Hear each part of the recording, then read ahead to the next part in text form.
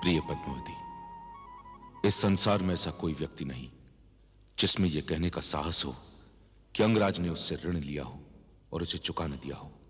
हां, मैं किसी का ऋणी नहीं, किंतु मैं अंगराज कर्ण यह स्वीकार कर रहा हूं कि मैं तुम्हारा ऋणी हूं। मैं सर से पांव तक तुम्हारे स्नेह के ऋण में डूबा हुआ हूं। यह ऋण मैं कभी चुका भी देता तो तुम फिर इतना स्नेह दे देती कि मैं एक बार फिर सर से पांव तक उसमें डूब जाता।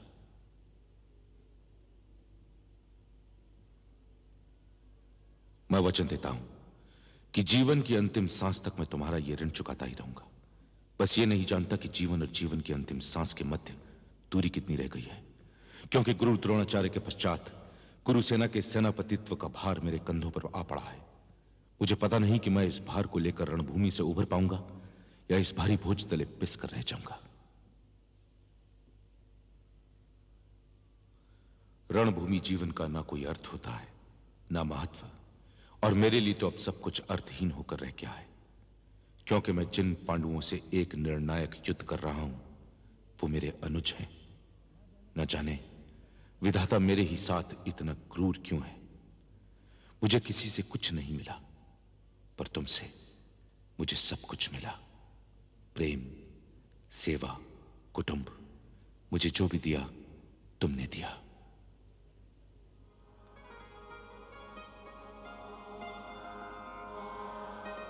इसलिए मैं स्वयं को केवल तुम्हारा ऋणी समझता हूं। इसलिए मैं तुम्हारा ऋण चुकाना भी चाहता हूं, किंतु यदि ना चुका पाया तो यह ना समझना कि मैं एक पल के लिए भी भूल गया था।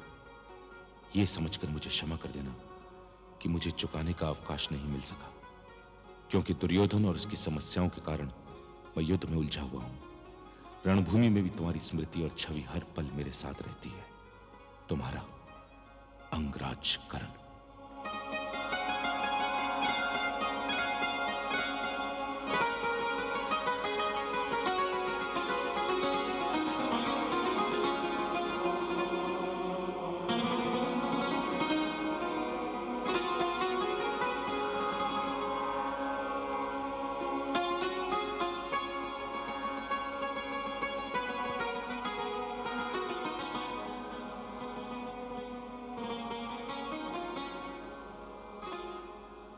मैं कब से देख रहा हूं माते, रणभूमि से भेजे गए पिताश्री के अंतिम पत्र को।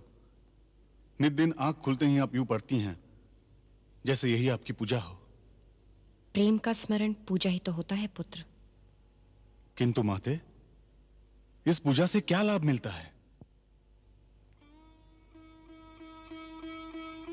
पूजा से लाभ नहीं मिलता पुत्र, पूजा से मन की शांति मिलती है। यदि हम जीवन की सच्चाइयों की ओर से मुख फेर ले माते, तो इसका यह अर्थ तो नहीं कि जीवन की सच्चाइयों ने भी हमारी ओर से मुख फेर लिया है।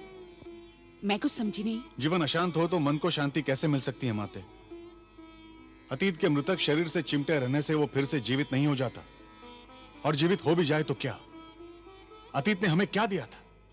भूल जाइए आप अतीत को माते, भूल जाइए। मैं कैसे भूल जाऊं अतीत को पुत्र? आज मेरे पास जो कुछ भी है वो अतीत ने ही तो दिया। अतीत ने मुझे सत्य दिया, प्रेम दिया। आज यदि मैं अंगराज्य में हूं तो अतीत के कारण हूं। आज यदि मैं तुम्हारी माता हूं तो अतीत के कारण हूं।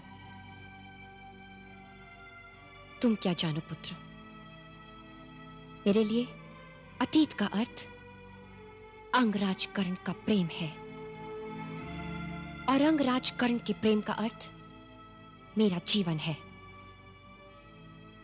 मुझे तो आज भी अतीत की एक एक बात याद है, वो जो मुझ पर बीती और वो जिसका मैं अंश भी नहीं थी।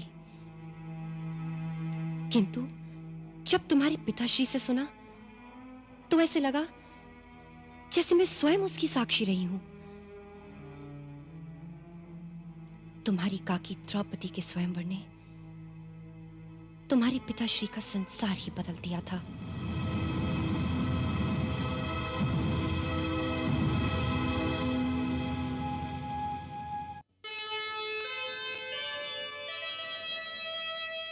आंसू अंगारे बने,